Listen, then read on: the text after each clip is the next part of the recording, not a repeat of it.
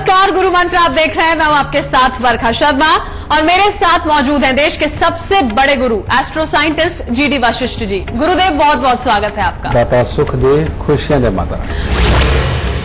गुरुदेव, दिवाली का आज मौका है। हमारे तमाम दर्शकों की ओर से आपको दिवाली की बहुत बहुत शुभकामनाएं। माता रानी सबको सुखी रखे, खूब धन धान्य सुख समृद्धि बख्शे डाले। तो आज दिवाली का खास मौका है। गुरुदेव हमारे साथ मौजूद हैं। चर्चा हम ये करने वाले हैं कि आज दिवाली के इस मौके पर आप पूजा अर्चना कैसे करेंगे और साथ ही साथ मां लक्ष्मी और गणेश की मूर्ति की स्थापना यहां पर कैसे की जाए। और कुछ सवाल ऐसे होते हैं जो तमाम दर्शकों के जहन में होते हैं, जो उन्हें पता नहीं चल पाते हैं, जिनके जवाब वो भी यहां पर हम गुरुदेव से जानने की कोशिश करेंगे। तो आज जब दिवाली का ये खास मौका है गुरुदेव, हमारे तमाम दर्शक ये चाह रहे होंगे कि आपकी ओर से उन्हें कुछ ऐसा नया जानने को मिल जाए जो वाकई में उन्होंने सुना नहीं होगा, जानते वो नहीं होंगे। तो हमारे शो की हम यहाँ पर शुरुआत करते हैं। गुरुदेव, सब जानते हैं सालों पुरानी इस कथा को कि राम जी जब वापस लौटे वनवास से, उसके बाद किस तरह से दिवाली खुशियों के साथ मनाई गई थी। लेकिन लोगों के जहन में कुछ सवाल जरूर होते हैं कि वापस तो राम जी लौटे थे, लेकिन पूजा अर्चना हम गणेश और लक्ष्मी जी की करते हैं। अब बेटा, ये जानकारी का अभाव है। उसके बाद किस तरह से दिवाली खुशियों के साथ मनाई गई थी। लेकिन लोगों के जहन में कुछ सवाल जरूर होते हैं कि वापस तो राम जी लौटे थे, लेकिन पूजा अर्चना हम गणेश और लक्ष्मी जी की करते हैं। अब बेटा, ये जानकारी का अभाव है। सही मायने में ये त्योहार किसी एक चीज का नहीं, दो चीजों का है। एक तो श्री राम अयोध्या लौटे थे, जो जीत के अपने परिवार के संग, समझे, जिसकी पूरी बेटा राम भक्तों ने खुशी मनाई, समझे, जगह जगह दीप प्रज्वलित किए और परमात्मा शाम के वक्त में पहुंचे थे, तो इसीलिए दीप प्रज्वलित करके एक तरह का उनके लिए खुशी भी मनाई गई और उनको राह भी दिखाई गई। ये चीज ये तो है ही है बेटा, ये तो सब जानते हैं। लेकिन एक बात बड़ी जो शायद बहुत कम लोग जानते हैं, और वो क्या है, जिसको हम धनतेरस बोलते हैं। जब समुद्र मंथन हुआ था, उस वक्त में भगवान धन्वंतरी तेरस के दिन उत्पन्न हुए थे, जो सुख समृद्धि लेकर के आते हैं, स्वास्थ्य लेकर के आते हैं, घर के अंदर की समृद्धि होती है। लेकिन उसके ठीक 2 दिन के बाद मां लक्ष्मी उत्पन्न हुई थी, समझ गए। और ये एक्चुअली में जो हमारी दीपावली है, ये मां लक्ष्मी का आप जन्मदिन ही मान लीजिए, ठीक है। और इस दिन मां लक्ष्मी जब उत्पन्न हुई तो उनको जब धन की देवी कहा गया और श्री वो नारायण की अर्धांगिनी भी बनी। तो इसका मतलब क्या है कि आज के दिन मां लक्ष्मी का जो आगमन है वो हमारे घर में भी हो, उनका जन्मदिन भी हो गया, उनको खुश करने की पूरी पूरी कोशिश की जाती है। इसलिए मां लक्ष्मी की पूजा होती है। नारायण हर घर के उस मर्द में वास करते हैं जो अपने परिवार का लालन पालन कर रहा है, समझिए, तो वो नारायण ही होता है, समझिए। और उसके द्वारा किए गए प्रयास जो घर की समृद्धि के लिए होते हैं, वो मां लक्ष्मी के लिए होते हैं। तो परमात्मा हमारे प्रयासों के अंदर बेटा सिद्धि बख्शे, हमें समृद्धि बख्शे, इसी चीज का पूजन गणपति और लक्ष्मी के रूप में आज के दिन होता है, यानी कि दीपावली के दिन होता है। तो सही मायने में जो लक्ष्मी का पूजन विधि है वो इसी वजह से संपन्न की जाती है क्योंकि मां लक्ष्मी आज के दिन धरती पर उत्पन्न हुई थी। और घर घर के अंदर मां लक्ष्मी वास करे, समृद्धि वास करे, हमारे घर में खुशियां हो और हमारे घर की लक्ष्मियां खुश रहे, इसके लिए लक्ष्मी गणेश का पूजन किया जाता है। गुरुदेव, दिवाली को लेकर चर्चा कर रहे हैं। आज इतना अहम दिन है यहाँ पर, इस त्योहार का है। तो जब गणेश लक्ष्मी की पूजा होती है गुरुदेव, तो जो मूर्तियां हैं, उनके रंग हैं, उनकी जो स्थापना है, उसको लेकर कौन सी ऐसी चीजें हैं जो हमें अपने जहन में रखनी चाहिए? बेटा, इसके लिए जो लोग अपने घर में सिर्फ सुख और समृद्धि का वास चाहते हैं, जो प्रोफेशनल हैं, जो नौकरी पेशा लोग हैं, उन लोगों को लक्ष्मी गणेश की अगर वो तस्वीर लेके आते हैं तो उसके अंदर कोशिश यही करनी चाहिए कि लाल और गोल्डन, यानी कि पीला रंग, गोल्डन कलर उसके अंदर हो और उसके साथ में पूरी तस्वीर बनी हुई हो। इन लोगों के भाग्य को ऐसी तस्वीर लक्ष्मी गणेश जी की बहुत अच्छा फल देगी और उनके भाग्य को बढ़ाएगी, ठीक है। जो लोग व्यापार में हैं, समझे, उनको लाल और गोल्डन कलर तो होना ही चाहिए। बीच में मां लक्ष्मी का आसन या उनका लिबास के अंदर हरा रंग थोड़ा सा जरूर होना चाहिए, क्योंकि बुध का मिश्रण होगा तो मां लक्ष्मी ज्यादा पसंद करेगी, व्यापार के ऊपर ये सब करेगी। जो लोग ज्ञान में हैं, जिनका काम कंटेंट बनाना है, जिनका काम बच्चों को पढ़ाना है, दूसरों को ट्रेनिंग देनी है, ये वो सब कुछ, वो कोशिश करें कि उसके अंदर पीला रंग और लाल रंग ज्यादा हो। गोल्डन कलर नहीं, पीला रंग और लाल रंग ज्यादा हो, तो उनके लिए वो हर तरह से शुभ फलकारक होगा। और पढ़ने लिखने वाले बच्चों के लिए तो खास तौर पे ये पीला और लाल रंग का लक्ष्मी गणेश जी का पूजन इन बच्चों के लिए बहुत ही उत्तम रहता है। और जो लोग इंजीनियरिंग क्षेत्र में है, किसी भी तरह की टेक्नोलॉजी के क्षेत्र में है, समझे, उन लोगों के यहाँ जो लक्ष्मी गणेश जी की तस्वीर लाई जाए, उसमें चाहे बैकग्राउंड में हो, चाहे कहीं पर भी थोड़ा बहुत काला या नीला रंग होना चाहिए, समझे। क्योंकि राहु और शनि का भी संबंध बीच में होना, भैरव जी का संबंध होना इन लोगों के लिए बहुत ही फलदायी है। तो इसीलिए बेटा इंजीनियर के लिए नीला या काला रंग बीच में थोड़ा बहुत अगर ये भी हो, बाकी लाल और गोल्डन या लाल और पीला तो होगा ही, ठीक है। तो इस तरह से अपने घर की जो तस्वीरें हैं मां लक्ष्मी गणेश की, इनका चयन करके आप अपने लिए समृद्धि के हालात बना सकते हैं। गुरुदेव, दिवाली को लेकर लगातार हम यहाँ पर चर्चा कर रहे हैं। एक सवाल है मेरा आपसे, आप हमेशा साइंस की बात करते हैं, विज्ञान की बात करते हैं। अगर हम लक्ष्मी गणेश का जिक्र कर रहे हैं यहाँ पर, उनकी पूजा का, स्थापना का, तो उनके लिए क्या परिभाषा है फिर आपकी? लक्ष्मी गणेश जी को स्थापित क्यों किया गया? आपने मां लक्ष्मी जी की तस्वीर देखी होगी।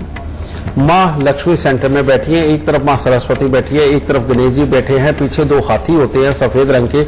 आप देखो उनकी सूंड से गंगा बहती है, बहती। इसका मतलब क्या है?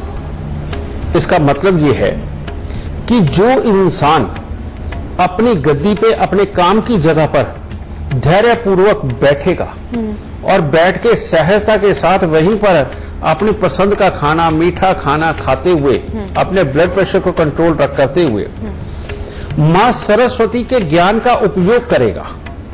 मां सरस्वती क्या? उनके हाथ में एक वीणा है, बोलती बहुत मीठा है, समझे, और ज्ञान की देवी है। ज्ञान, पुराने जमाने में ज्ञान होता था कि जितने ज्यादा लोगों के पास जाकर के उनके एक्सपीरियंस से जानना, ये वो सब कुछ, बेटा वो ज्ञान का तरीका होता था। आज की डेट में स्कूल, कॉलेज, पाठशाला, इनके अंदर ज्ञान मिलता है, लेकिन मां सरस्वती का ज्ञान तब तक संपूर्ण नहीं होता जब तक आपका बाहर निकल के जगह जगह आपकी बहुत ज्यादा जगह दोस्ती और व्यवहार ना बन जाए। तो इसके लिए दुखी होना ही पड़ता है थोड़ा। तो इसीलिए जो लोग जनता के बीच में ज्यादा रहते हैं, ज्यादा से ज्यादा लोगों के साथ कांटेक्ट में हो रहते हैं, वो हमेशा खुशहाल भी रहते हैं, संपन्न भी रहते हैं, उनके सारे काम होते हैं, क्योंकि उनको एक टिप के ऊपर पता है कि कौन सा काम इंसान क्या करता है और मेरा ये काम कौन कर सकता है। तो ये गणेश जी गद्दी के ऊपर टिकना, मां सरस्वती का ज्ञान, अब इनका मंथन चलता रहना चाहिए कि आदमी किस प्रकार से अपने काम के बारे में सोचे, किस तरह से किसको क्या काम दे और किससे क्या काम निकलवाना है, उसकी प्लानिंग के अंदर कौन इंसान काम आएगा। ये सारा जो मंथन चलता है ना, ये राहु करवाता है दिमाग के अंदर बैठा हुआ। और राहु के प्रतिनिधित्व करते हाथी, हाथी उनके बेटा चिन्ह है राहु के। तो वो इसीलिए हाथी की सूंड ऊपर से गंगा बहा रही होती है कि यानी कि आपका गद्दी पे बैठना, ज्ञान का प्रयोग करना, मंथन चलना, यानी कि वो गंगा बह रही है। अब वो ज्ञान की गंगा जो बहती जाती है, इकट्ठा हुआ जा रहा है, नीचे पानी सारा इकट्ठा होता जा रहा है, यानी कि आपकी प्लानिंग पहले बहुत बड़ी बड़ी बनती चली जा रही है। अब वो आपके विचारों का जो कीचड़ इकट्ठा होता है ना, दलदल, उसमें से एक आइडिया जो उत्पन्न होता है, जो आपको समृद्ध बनाता है, वो कमल पे बैठा के मां लक्ष्मी को निकाल के बाहर लेकर के आता है। तो सही मायने में मां लक्ष्मी के चित्र के पीछे ये साइंस है, जो पुराने समय के ऋषि मुनियों ने लोगों को समझाने के लिए इस चित्र का निर्माण किया था, समझिए।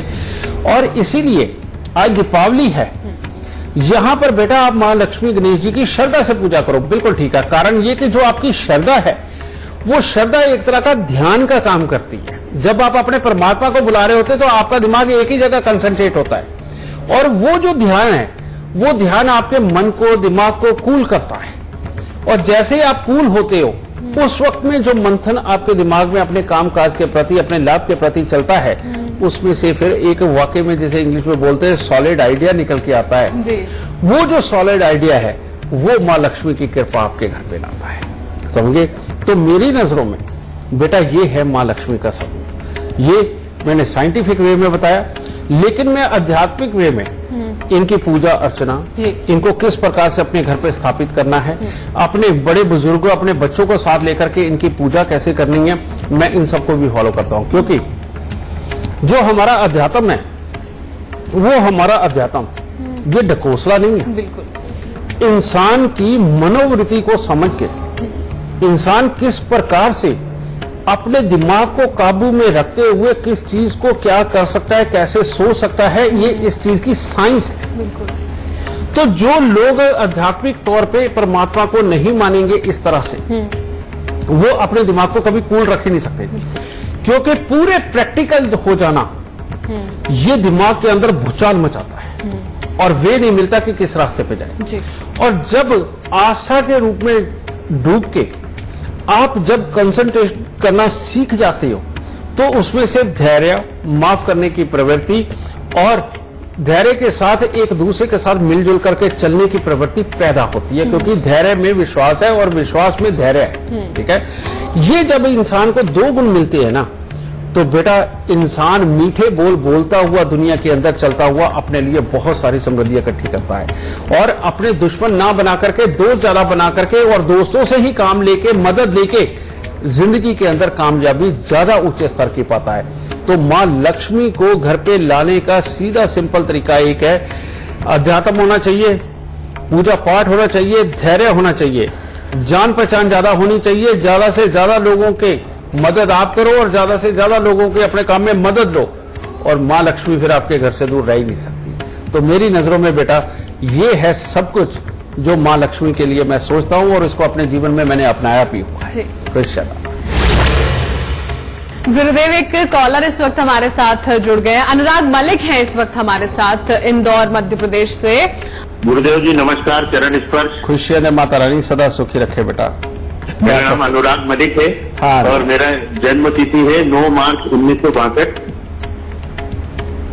समय है 10:09 रात्रि का और जन्म स्थान है सुजालपुर मध्य प्रदेश।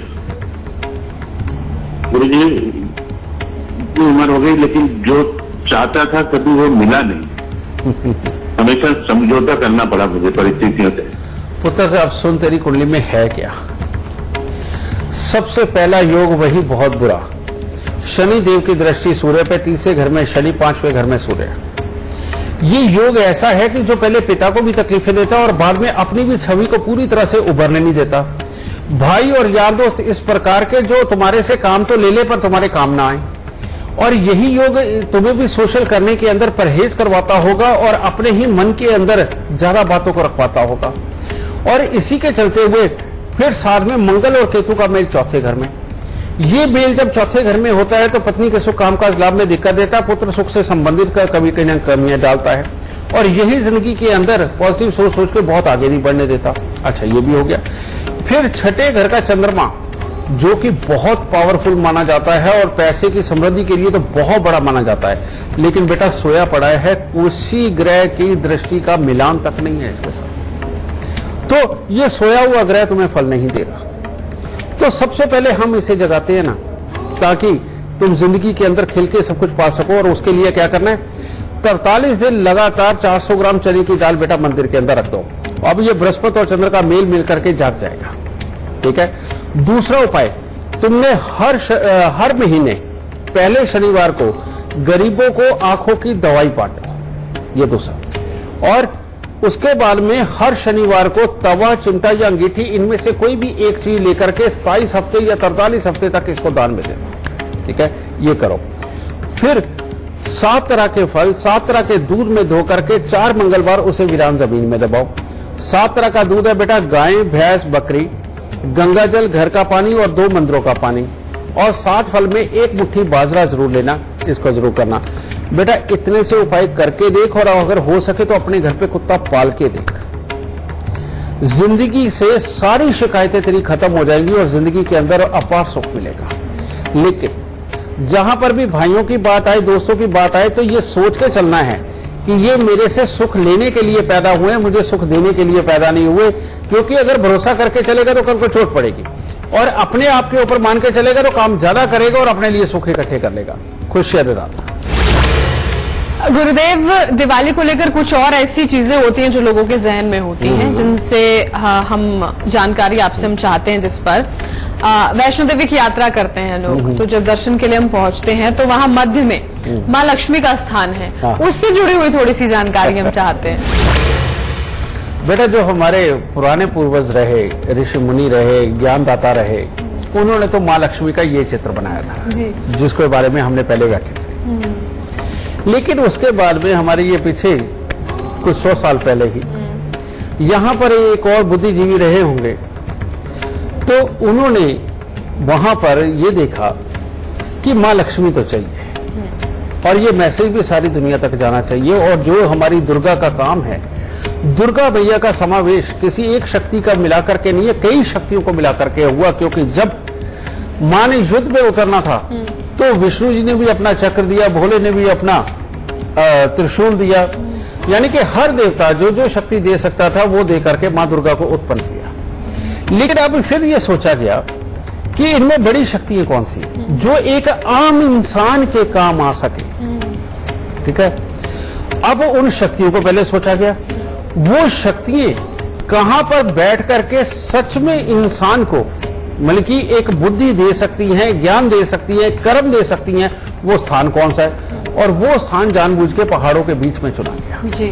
ठीक है, अब वो पहाड़ों के बीच में चुनने का कारण सच में इंसान को मतलब कि एक बुद्धि दे सकती हैं, ज्ञान दे सकती है, कर्म दे सकती हैं, वो स्थान कौन सा है। और वो स्थान जानबूझ के पहाड़ों के बीच में चुना गया जी। ठीक है, अब वो पहाड़ों के बीच में चुनने का कारण क्या है। बेटा, आप लोग जब भी कामकाज से थक जाते हो, रिलीफ करना हो, अपनी फैमिली को लेके कहां जाते हो? Hill station. क्योंकि हिल स्टेशन का बिना बिना मीठा मौसम, वहां की फ्रेश एयर, समझिए आपको लगता है कि आप पूरे रिफ्रेश होकर के आए हैं और आपका नई जिंदगी जीने के लिए तैयार हैं और अब दोबारा से पूरा साल दबा के काम करोगे।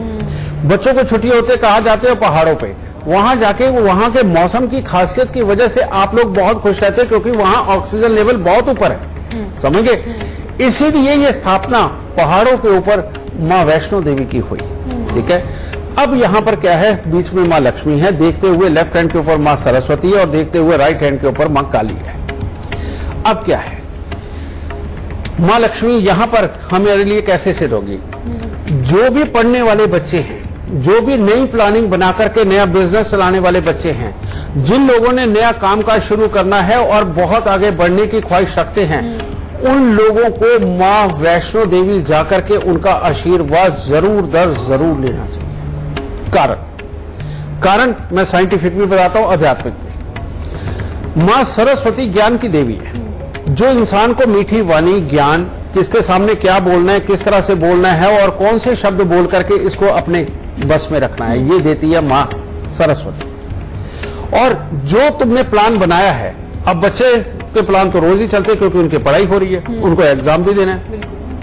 जो भी इंसान ने नया काम खोलना है तो वो पहले ही अपना प्लान बना के बैठा हुआ कि ये मैं माल बेचूंगा, ये बनाऊंगा और ये बना के इस तरह से बेचूंगा, इस तरह से व्यापारी इकट्ठे करूंगा, तो उसको प्लान की जरूरत है। तो बेटा, यहां मां सरस्वती की कृपा वास कर रही है, उस ठंडक में, उस ऑक्सीजन के अंदर मां सरस्वती की बहुत कृपा है।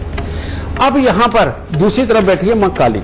अब प्लान तो बना लिया, मीठी बोली बना ली, जान पहचान भी बना ली, लेकिन जब तक किसी भी काम को फोर्सफुली ना किया जाए, अपने ज्ञान को अगर आगे बढ़ के इस्तेमाल ना किया जाए, उसको आगे करने के लिए हिम्मत अगर अपने में ना हो, तो बेटा सब किया धरा रह जाता है। तो इसीलिए यहां पर मां काली की क्षमताओं का भी हमें बेटा ध्यान रखना चाहिए।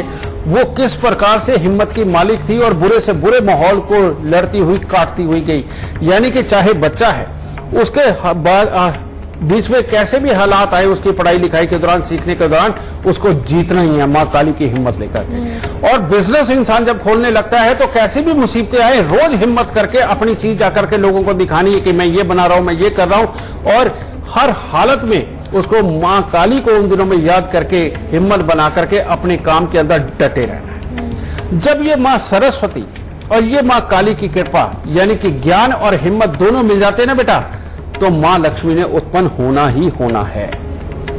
तो ये संदेश मां वैष्णो देवी पे पड़ा और सच में वहां की जलवायु इस प्रकार की है कि जो इंसान वहां जाता थोड़ी देर के लिए, लेकिन साल 2 साल के लिए वो अपने लिए इतना ज्ञान, इतनी समझ, इतनी हिम्मत वो वहां से लेकर के आता है। इसीलिए बेटा हर छुट्टियों में या जब भी संभव हो बेटा मां वैष्णो देवी के दर्शनों के लिए जरूर जाओ, और जो लेकर के अपने बच्चों को जाएंगे, नए व्यापार करने वाले जाएंगे, वो वहां से झोली भर के ही आएंगे। और यही कारण है कि आज की डेट में भी दुनिया के अंदर बेटा इतने ज्यादा व्यापारी ऐसे हैं जो हर महीने वैष्णो देवी जाते हैं, क्योंकि वहां सच में मां सरस्वती और मां काली की कृपा से मां लक्ष्मी की प्राप्ति होती है। तो बेटा इसीलिए वहां पर देखो कि सरकार का राज होने के बावजूद भी वहां चांदी का सिक्का आज भी प्रसाद के रूप में मिलता है, वो लक्ष्मी के स्वरूप में। तो इसीलिए बेटा जब मौका मिले, पढ़ाई में बच्चे को दिक्कत आओ, मां वैष्णो देवी पे जाओ। व्यापार अच्छा ना चले, मां वैष्णो देवी पे जाओ। नया व्यापार करना हो, मां वैष्णो देवी पे जाओ। बच्चा पढ़ लिख करके बेटा अच्छे प्रोफेशन में उतरने जा रहा है, अच्छी नौकरी करने जा रहा है, मां वैष्णो देवी पे जाके माथा टेक के आओ। बेटा वहां जाना झोलियां भरने जैसा ही है, और मां लक्ष्मी सबकी झोलियां भरे। और गुरु मंत्र में यहां पर हम एक छोटे से ब्रेक के लिए रुक रहे हैं, जल्द लौटेंगे।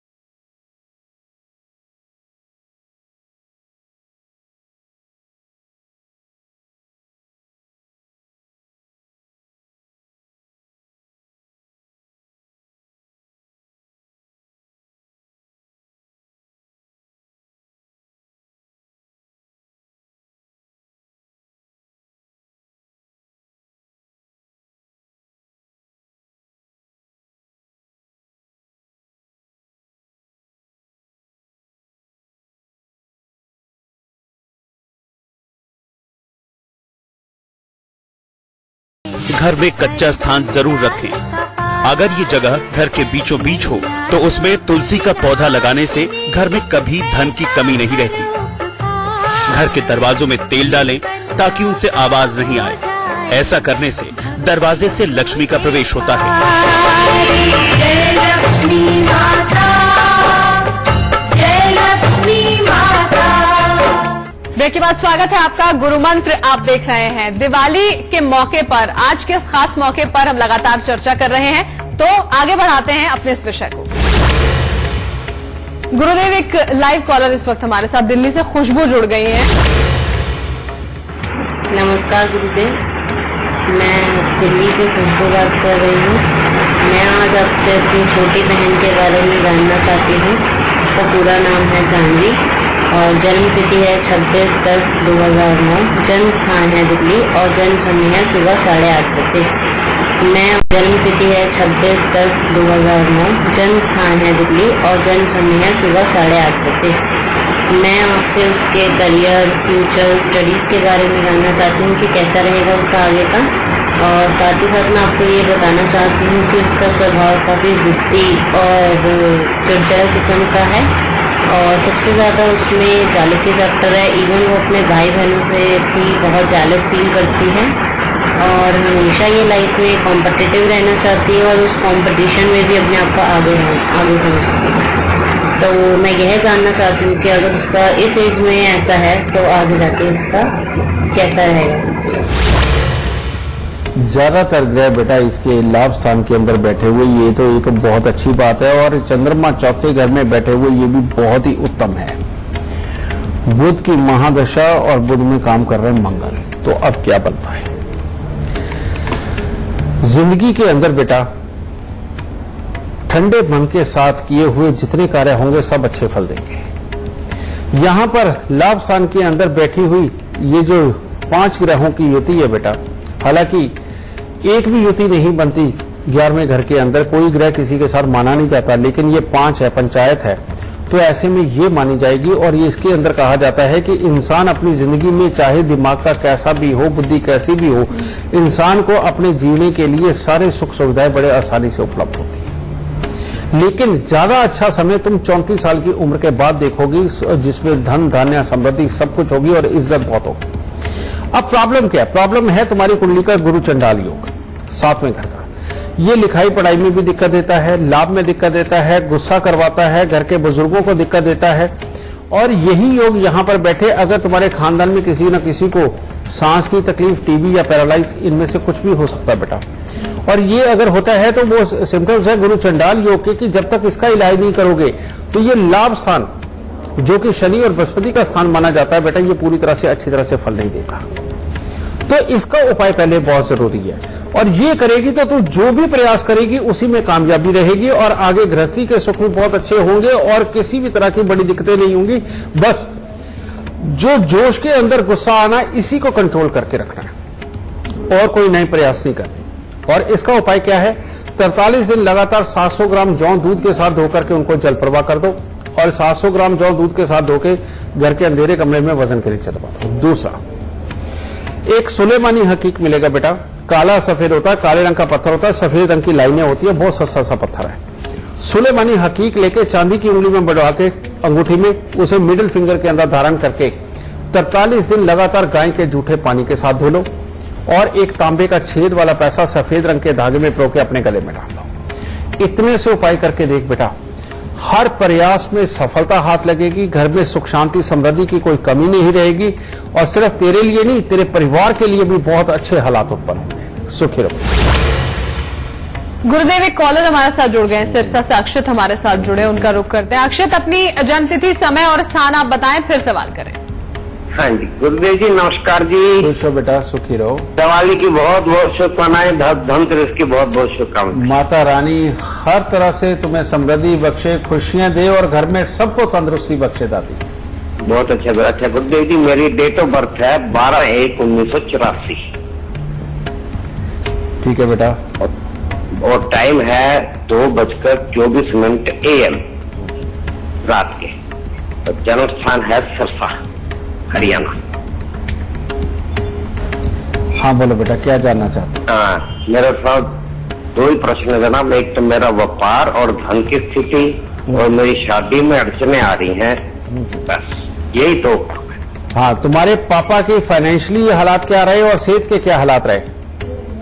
फाइनेंशियल हालात ठीक से रहे जी, ना तो कोई बहुत ज्यादा, मतलब 35 साल की उम्र तक तो बहुत बढ़िया थे, उसके बाद ठीक नहीं है। देखो, और उनकी सेहत के क्या हालात रहे? अब कुछ नरम है जी। तुम्हारी जन्म कुंडली के अंदर बेटा जो योग है वो है शनि की दृष्टि राहु के ऊपर, और राहु बैठा है अष्टम घर में, जिसे हम बोलते हैं बार बार जिंदगी में अनएक्सपेक्टेड प्रॉब्लम, दुर्घटना, धोखा, क्लेश। और ये शनि और राहु जब भी मिलते हैं ये जिंदगी के अंदर भूचाल मचाने के लिए ही आते हैं और जिंदगी के अंदर ऐसी उथल पुथल वाली स्थिति कि अपने विचार दूसरों से मिलने में भी दिक्कत आए, अपने काम करते हुए लाभ के लिए बार बार खराबी के योग बने और हम सबके लिए करते भी जाए लेकिन दूसरे लोग हमारे साथ धोखा करते चले जाए। जब तक इस योग को नहीं हटाते तब तक बेटा जिंदगी के अंदर स्वास्थ्य और समृद्धि दोनों में कमजोरी के योग। दूसरा बेटा तुम चंद्र मांगलिक हो और ये चंद्र मांगलिक का होना हमेशा शादीशुदा जिंदगी के अंदर डिले ही पैदा करता है, रुकावटें पैदा करता है। ये 2 हिस्सों का इलाज होगा तो पूरी तरह से बेड़ा पार होगा।